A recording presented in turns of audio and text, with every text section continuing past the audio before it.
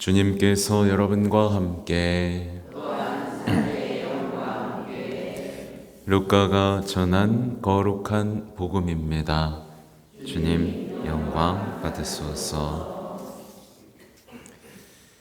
그때 예수님께서 제자들에게 사람의 아들은 반드시 많은 고난을 겪고 원로들과 수석사제들과 율법학자들에게 배척을 받아 죽임을 당하였다가 사흘 만에 되살아나야 한다 하고 이르셨다. 예수님께서 모든 사람에게 말씀하셨다. 누구든지 내 뒤를 따라오려면 자신을 버리고 날마다 제 십자가를 지고 나를 따라야 한다. 정녕 자기 목숨을 구하려는 사람은 목숨을 잃을 것이고 나 때문에 자기 목숨을 잃는 그 사람은 목숨을 구할 것이다. 사람이 온 세상을 얻고도 자기 자신을 잃거나 해치게 되면 무슨 소용이 있느냐? 주님의 말씀입니다.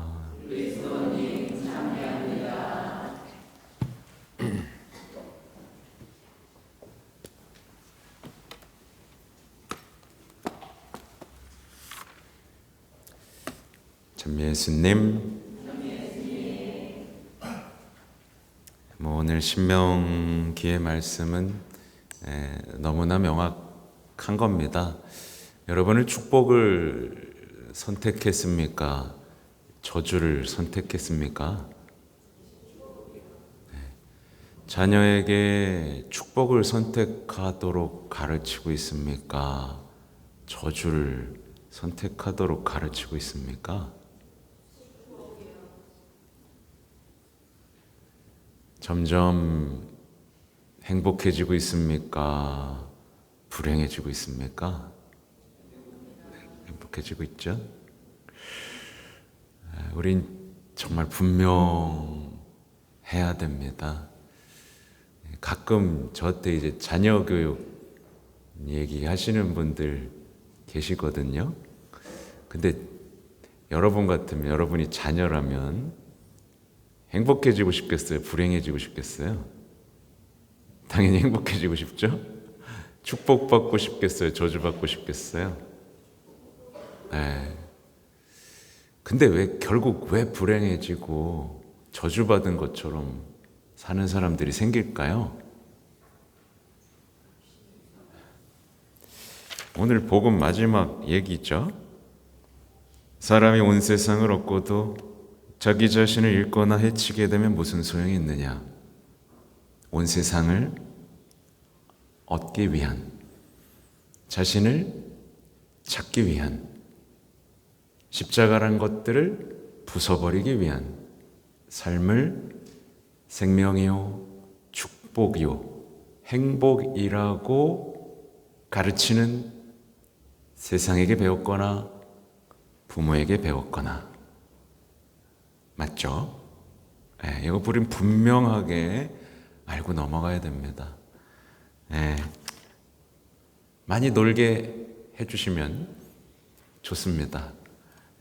건강하게 놀 환경이 안 돼 있는 대한민국이 또 찾아보면 있죠. 아무튼 건강하게 놀면 아이들은 행복해지고 누가 불행하게 주고 싶겠어요. 근데 결국 자신의 마음을 다스리지 못하고 관계 맺는 법을 배우지 못했기 때문에 점점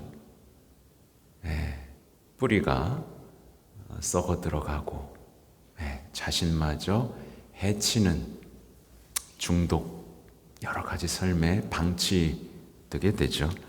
아무튼 오늘 복음의 내용은 너무나 분명한 내용인데 이걸 강론을 준비하다가 그냥 좀 솔직해져 보자라고 썼어요. 여러분 좀 솔직해져 봅시다. 여러분 십자가 지라는 말을 이해합니까? 해요? 솔직해집시다. 제가 왜 이렇게 썼냐면 모든 것을 버리고 예수님을 떠난 제자들도 예수님한테 과외를 받고도 야, 이 십자가 지고 이렇게 내가 죽을 거야. 이거 알아들었어요? 못 알아들었어요? 네, 못 알아들었어요. 예수님이 십자가 지고 못 박히고 돌아갈 때 뭐 했어요? 다 도망갔어요. 네, 좀 솔직해집시다. 여러분 십자가 지는 거 이해했어요? 못했어요? 도망갈 것 같아요? 안 도망갈 것 같아요? 솔직해집시다. 이거예요. 솔직해지자. 아니, 직접 과외받은 예수님의 제자들 중에 요한 빼고 다 도망갔습니다. 제자들은 예수님의 말씀을 못 알아들었어요. 못 알아들었어요. 근데 알아듣는 척하고 열심히 따라다녔어요. 우리 꼴이죠. 그냥 알아듣는 줄 알았어요.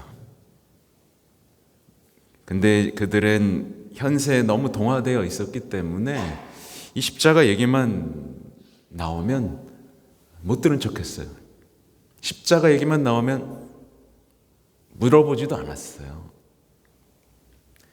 그들은 끝까지 지상의 승리만 생각했고 결국 예수님께서 태어날 때부터 돌아가실 때까지 십자가의 언어, 구유의 언어, 작아짐, 자신을 버린 이런 거를 하나도 이해 못했어요. 근데 신자분들도 그런 분들이 많다.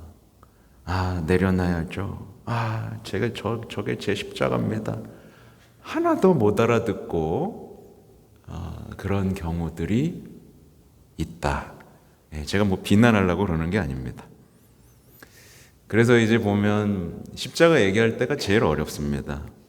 아무리 설명해도 그러고 도망가거든요. 십자가는 이런 의미가 있습니다. 어제 죄를 머리 안 줬잖아요. 여러분, 죄를 머리 얹는 건 이렇습니다. 아, 좋습니다. 그리고 다 도망가거든요. 솔직해져야 되는 겁니다. 그래서 솔직히 물어보면, 말하자면 청소년들에게 십자가 얘기를 하면 뭐라고 알아듣겠어요? 뭐 나보고 죽도록 고생만 하다 죽으라는 거야, 뭐야. 이런 얘기로 안 알아듣겠죠. 현대인들에게 십자가 얘기하면 뭐 평생 참고 그냥 원망하다가 불행하게 죽으라는 말이야. 이렇게 결국에는 이렇게 알아들어요. 그래서 성당에 와서도 위로받고 막 이럴 땐 좋아. 그러다 갑자기 십자가 얘기 딱 하면 난 이런 건지 몰랐는데요.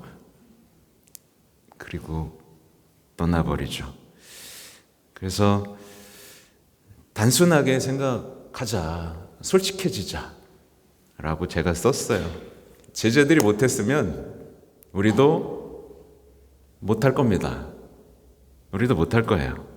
그래서 우리의 연약함을 인정해야 됩니다. 우리는 십자가에 대해서 아무리 배워도 도망갈 거고요.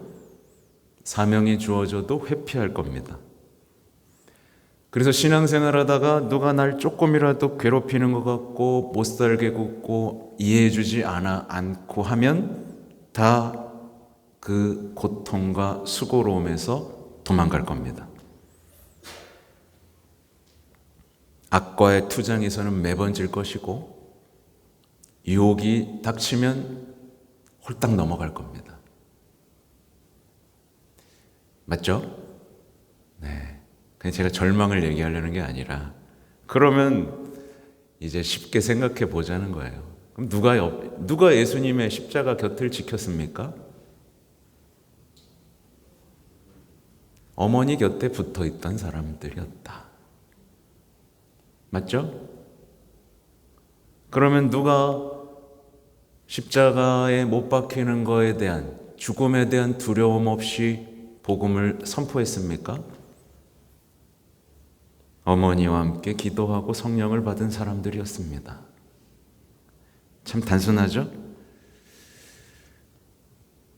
도저히 희망이 없는 상황에서도 어머니 곁에 붙어 있던 사람들은 어머니의 망토 아래서 보호받고 용기를 내면서 사랑이 뭔지, 그분께 대한 사랑이 뭔지, 그분에게 둔 희망이 뭔지를 배우면서 성장해 나갔습니다.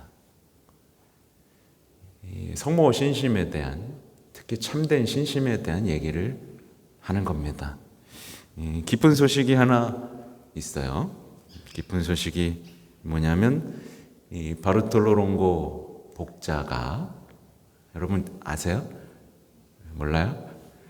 내가 했잖아요. 동정말의 묵주기도 할 때 맨 마지막에 바르톨로 롱고 복자의 기도를 소개해 드렸는데, 그 복자가 1980년에 복자로 시복됐는데 시성이 확정됐습니다.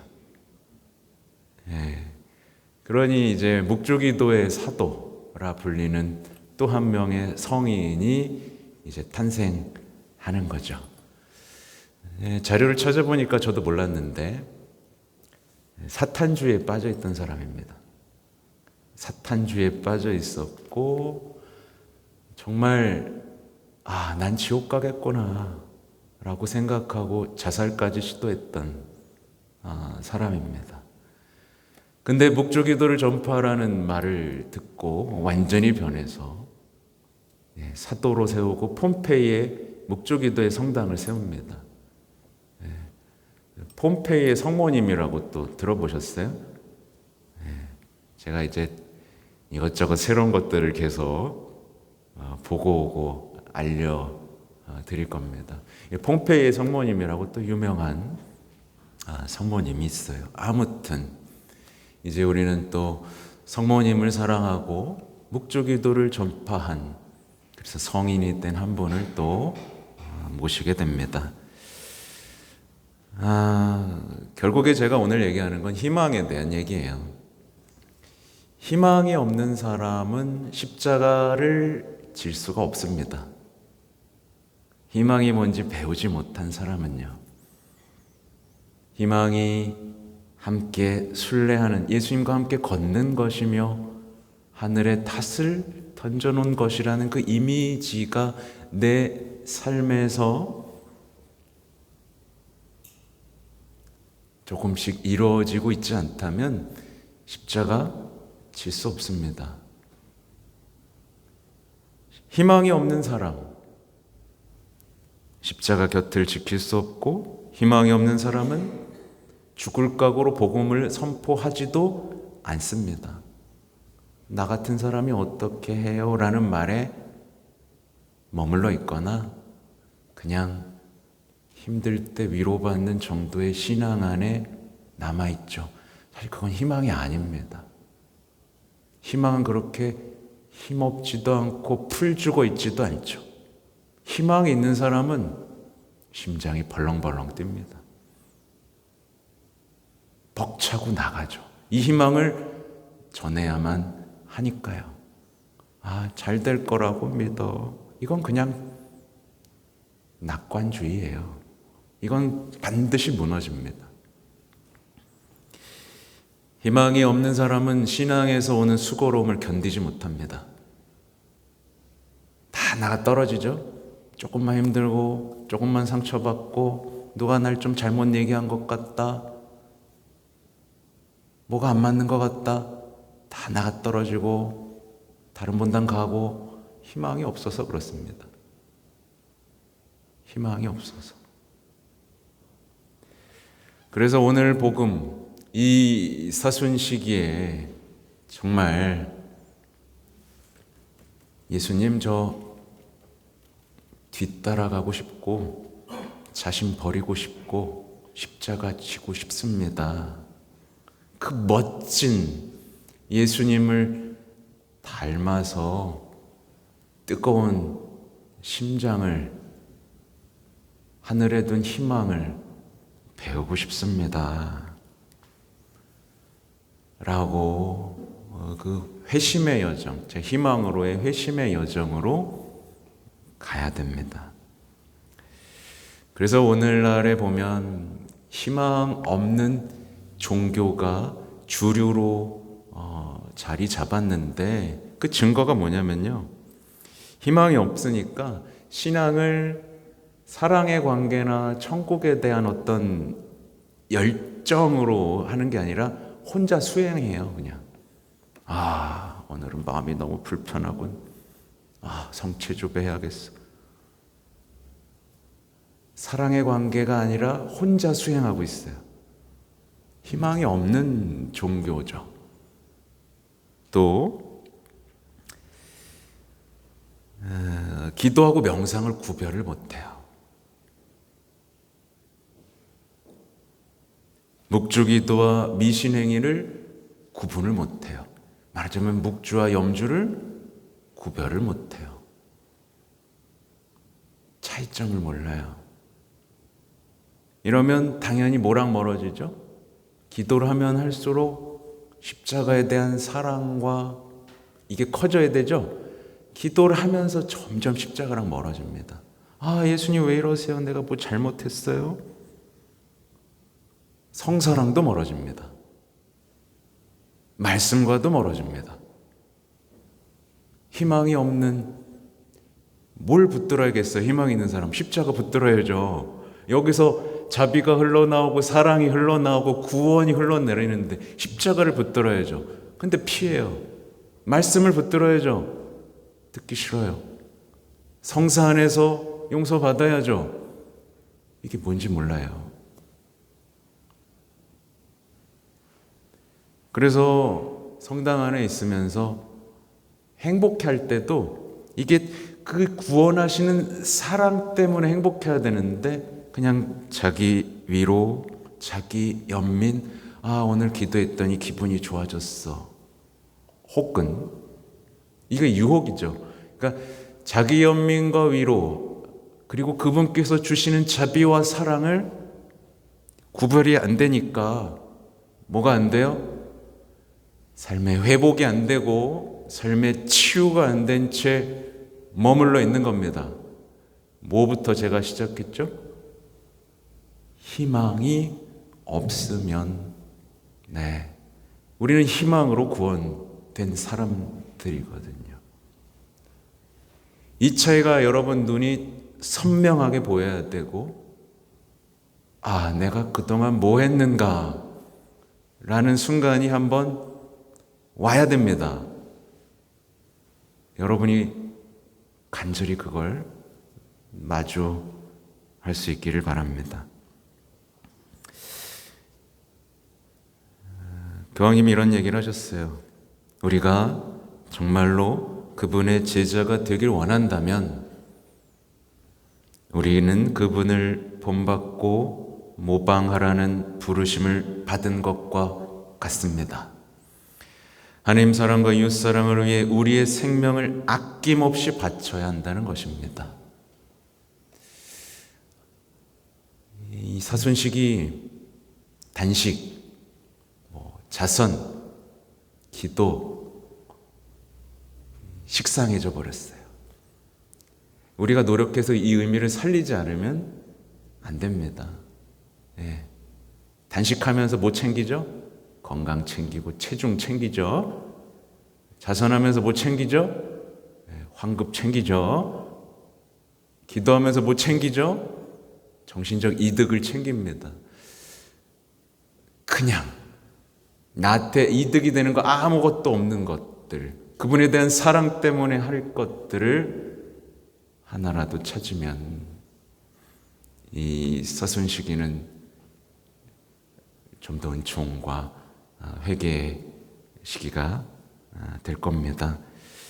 우리의 어머니 복되신 동정마리아께서 우리가 시련과 고통이 다가오더라도 물러서지 않는 희망으로 무장할 수 있도록 도와주시기를 기도하겠습니다.